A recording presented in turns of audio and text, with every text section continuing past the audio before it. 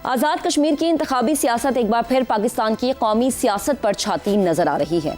इस बार भी मुकाबला सिर्फ नशिस्तों का नहीं बल्कि सियासी बयानियों, कारकर्दगी और मुस्तकबिल के वादों का है। यही वजह है कि नून लीग के कायद नवाज शरीफ खुद इंतखाबी मैदान में उतर आए, जबकि पीपल्स पार्टी के चेयरमैन बिलावल भुट्टो जरदारी भी मुसलसल जलसों के लिए अवामी हिमायत हासिल करने की कोशिश कर रहे हैं। ऐसे में सवाल ये है कि आज़ाद कश्मीर के अवाम किस बयानिए पर एतमाद करेंगे और कौन सी जमात सियासी बरतरी हासिल करेगी।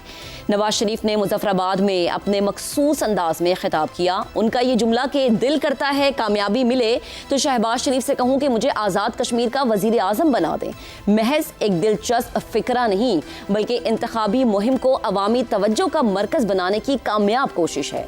इसके साथ उन्होंने ये वादा भी किया है कि अगर मुस्लिम लीग नून कामयाब हो जाती है तो आज़ाद कश्मीर में तरक्याती मंसूबों का दायरा वसी होगा और पंजाब की तर्ज पर तरक्याती मॉडल आज़ाद कश्मीर तक पहुँचाया जाएगा।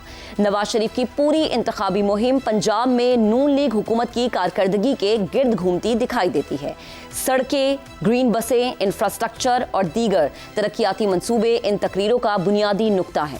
जबकि दूसरी जानिब बिलावल भुट्टो जरदारी भी जलसे करके अपनी जमात का बयानिया पेश कर रहे हैं, जबकि इस्तेहकाम पाकिस्तान पार्टी, मुस्लिम कॉन्फ्रेंस और दीगर जमातें भी इंतखाबी मैदान में सरगर्म हैं।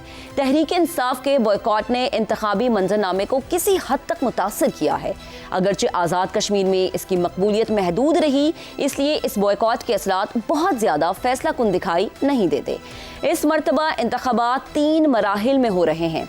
पहले मरहले में 27 जुलाई को मीरपुर डिवीज़न, दूसरे मरहले में 2 अगस्त को मुजफ्फराबाद और महाजरीन के हलकों, जबकि तीसरे मरहले में 10 अगस्त को पुंछ डिवीज़न में पोलिंग होगी। कई तज्जियाकारों के मुताबिक मरहलावार इंतखाबात की खास बात ये रहेगी कि इब्तदाई मराहिल के बाद के मराहिल की सियासी फ़िज़ा और वोटर्स की नफ्सियात पर असर अंदाज हो सकते हैं।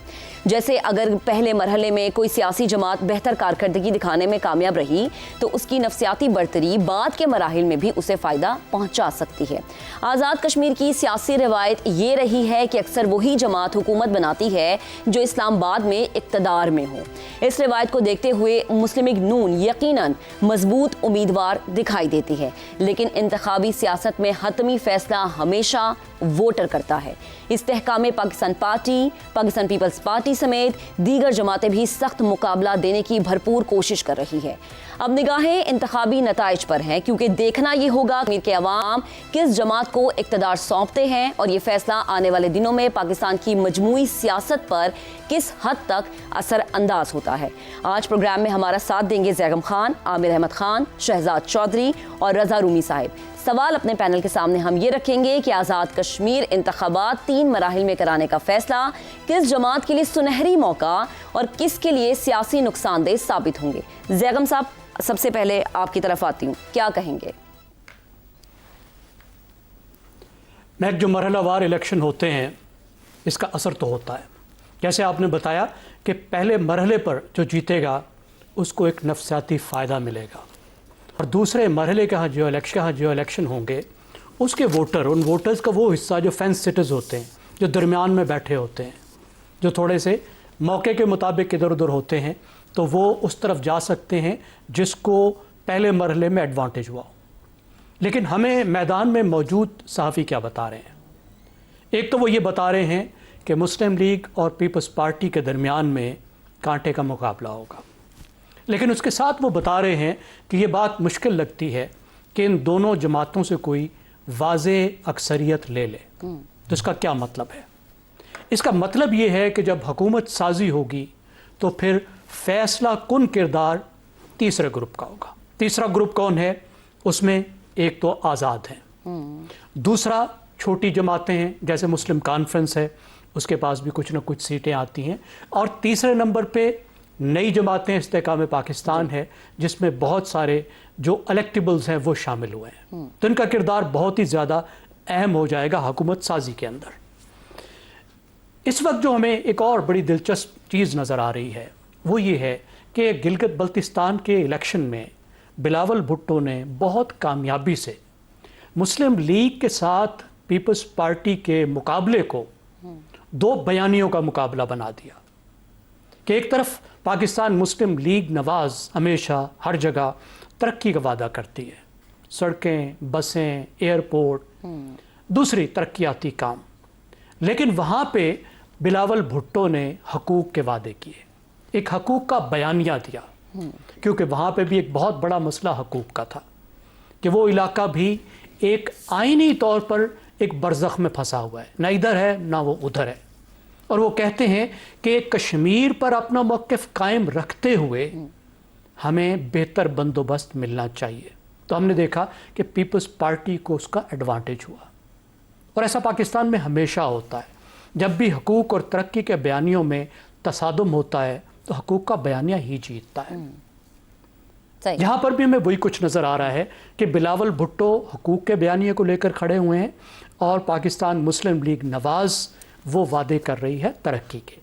मुस्लिम लीग नवाज़ को अपने एडवांटेज हैं, मुस्लिम लीग नवाज़ का यहाँ पे अपनी रूट्स हैं, मुस्लिम लीग के साथ इन लोगों का ताल्लुक़ रहा है, मरकज़ में उनकी एक हुकूमत मौजूद है, मरकज़ को इलाके वोट करते हैं, जीबी में तो उस तरह नहीं किया उन्होंने। जी। फिर मुस्लिम लीग की बहुत सी लीडरशिप का एक बड़ा हिस्सा ऐसा है जिसके नस्ली रिश्ते कश्मीर से हैं, तो एक बहुत बड़ा एडवांटेज बनता है, बनना चाहिए था। लेकिन फिर एक और अजीब व गरीब बात हुई है, इन्हीं बुजुर्गों ने जी। जिनकी जड़ें कश्मीर में हैं, उन्होंने इस इलाके को ऐसे ऐसे ताने दिए हैं, ऐसी ऐसी बातें की हैं कि इस इलाके का दिल भी दुखा है। ऐसा ही है।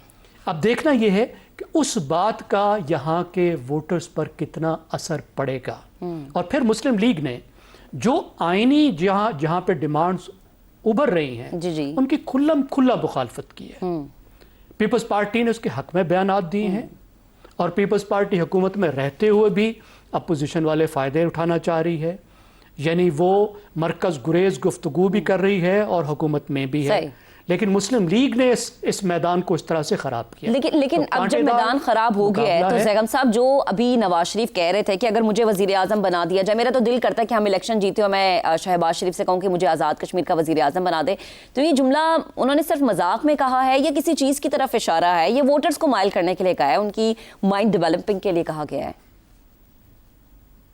देखिए, है तो उनको मोहब्बत का इजहार, लेकिन मुझे जो बात याद आई वो शाहजहां की बात याद आई कि शाहजहां के बेटे औरंगज़ेब ने जब उन्हें माजूल करके एक महल में बंद कर दिया और वो बोर होते रहते थे, तो उन्होंने फरमाइश की अपने बेटे औरंगज़ेब से कि मुझे को 10-20 बच्चे भेज दिया करो, मैं उनको पढ़ाकर कुछ वक्त गुजार लूँगा, दिल बहला लूँगा। तो औरंगज़ेब ने उसे कहा था कि आपके अंदर से अभी तक बादशाही की बू नहीं गई। तो ऐसा लगता है कि मियाँ साहब चाहते हैं कि कहीं ना कहीं की बादशाही तो उनके पास हो। सही। वैसे पार्टी की बादशाही तो उनके पास है ही। ठीक है ज़ैगम साहब, आपका जवाब आ गया। रज़ा साहब, आपकी तरफ आते हैं। आज़ाद कश्मीर का मैंडेट आपकी नज़र में किसके पास आएगा? मुस्लिम लीग नून, पीपल्स पार्टी, या कोई तीसरा खिलाड़ी हम देख सकते हैं कि मैदान में उतरता हुआ हमें नजर आएगा? वैसे तो बहुत सारे खिलाड़ी हैं, लेकिन कोई गैर मुतवक्के सियासी खिलाड़ी दफाबाजी ले जाएगा?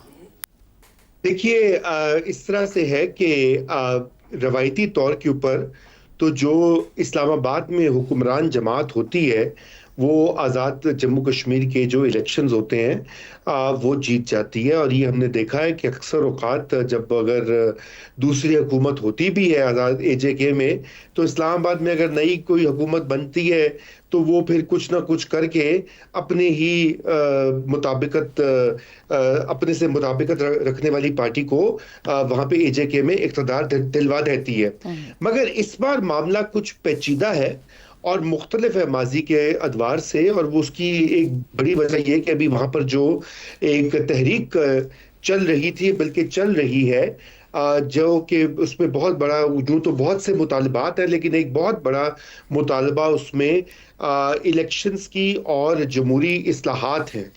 और उस लिहाज से एक कॉन्फ्रंटेशन भी दिखाई देती है इस्लामाबाद के साथ।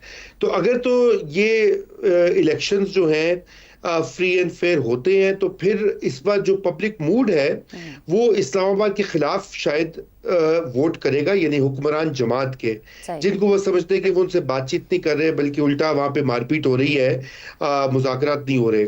लेकिन अब मसला ये है कि یہ ایک روایت بھی ہے کہ پاکستان پیپلز پارٹی کے بھی وہاں پہ جڑیں ہیں بڑی پرانی، اور ان کا ایک مطالبہ بھی ہے یہی آنے والے جو مختلف جسے کہنا چاہیے بارگیننگ ہوتی ہے جس طرح سے اقتدار کے حوالے سے، کہ گلگت بلتستان میں بھی ان کو حکومت مل گئی ہے، پی پی پی کو بلوچستان میں بھی ملی ہوئی ہے، سندھ میں بھی ملی ہوئی ہے، پریزیڈنسی بھی ملی ہے، اور اب اگر اے جے کے ملے گا تو شاید پھر وہ کچھ دیگر جو اہم امور ہیں آئینی ترامیم کے حوالے سے وہاں پر یہ کچھ کمپرومائز کر لیں اس وقت کی حکمران جماعت کے ساتھ۔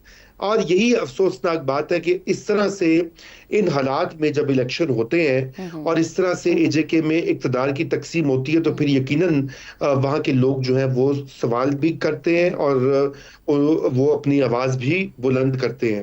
تو اگر معروضی طور پہ دیکھا جائے تو منقسم مینڈیٹ ہوگا، مختلف پارٹیوں میں بٹا ہوا، اور پھر ایک کولیشن گورنمنٹ ہی بنے گی، کسی کو بھی کوئی میجورٹی نہیں ملنے کی اس بار، چاہے جتنا بھی زور لگا لیں، کیونکہ ایک پبلک موڈ بنا ہوا ہے جو کہ اسلام آباد میں حکمران جماعت کی پالیسیز کے خلاف ہے۔ جی ٹھیک ہے رضا صاحب، یہاں پہ یہ بھی فرمائے گا کہ جو ایک مرحلہ وار انتخابات کا اعلان کر دیا گیا ہے جو کہ ہم نے بھی پہلی دفعہ دیکھا ہے، کیا یہ کسی ایک پارٹی کو فائدہ دے گا، اسپیشلی اگر مسلم لیگ نون یا پیپلز پارٹی کی بات کی جائے؟ دیکھیے، مرحلہ وار انتخابات کا فائدہ تو تب ہوتا ہے کہ اگر ان مرحلوں کے درمیان جو ہے کچھ فرشتے آ کر تو اپنی انٹرونشن کریں، تو ورنہ تو جو ایک پبلک موڈ ہے وہ ہے، اور اس سے کوئی میرے خیال سے کسی پارٹی کو کوئی فرق نہیں پڑتا ہے۔ البتہ ایک یہ جو استحکام پارٹی کی ایک قوت کے طور پر ابھر کر سامنے آ رہی ہے، تو شاید میرے خیال سے یہ کچھ ان کے حق میں جائے، کیونکہ اس میں الیکٹیبلز بھی ہیں، اور یہی خیال ہے کہ ایک طریقے سے جو ایک سیفٹی والو کے طور پر بھی یہ پارٹی جو ہے وہ موجود رہے گی۔ صحیح ہے، ٹھیک ہے رضا صاحب۔